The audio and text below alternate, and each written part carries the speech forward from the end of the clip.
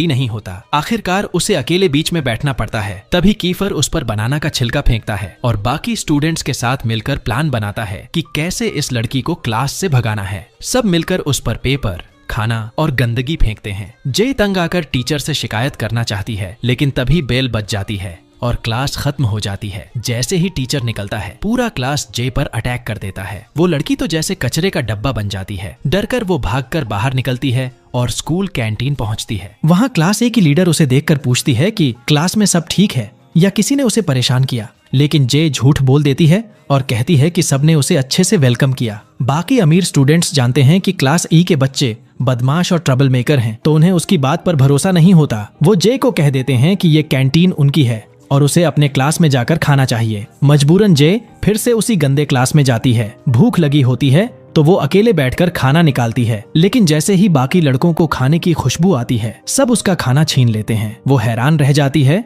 कि इन लोगों ने तो उसके खाने का एक टुकड़ा भी नहीं छोड़ा। उसी वक्त एक नया स्टूडेंट एंट्री करता है। उसका नाम है फेलिक्स। फेलिक्स उससे बात करता है और साफ नजर आता है कि वो बाकियों जैसा बदतमीज नहीं, बल्कि अच्छा और सेंसिबल इंसान है। वो जे से अपने क्लासमेट्स के बिहेवियर के लिए माफी मांगता है और समझाता है कि क्लास ई के स्टूडेंट्स को कैंटीन में एंट्री ही नहीं है, इसलिए वो हमेशा भूखे रहते हैं। फिर फेलिक्स उसे एडवाइस देता है, कभी भी किसी पर भरोसा मत करना और अपना खाना सामने मत निकालना, वरना सब छीन लेंगे। जे उसे थैंक्स कहती है, लेकिन जैसे ही बेवकूफी में बैग से खाना निकालती है, फेलिक्स खुद वो खाना उठा लेता है और कहता है, अरे मैं अभी बोला था ना, किसी पर भरोसा मत करना, तुझे समझ में कुछ आता भी है? जे गुस्से से जल जाती है और डिसाइड करती है कि इन पागलों से कोई मतलब नहीं रखना। बाद में जब क्लास शुरू होती है तो एक लेडी टीचर आती है, लेकिन क्लास की हालत देखकर चौंक जाती है। पूरा रूम कचरे से भरा हुआ। वो साफ कहती है, जब तक ये साफ नहीं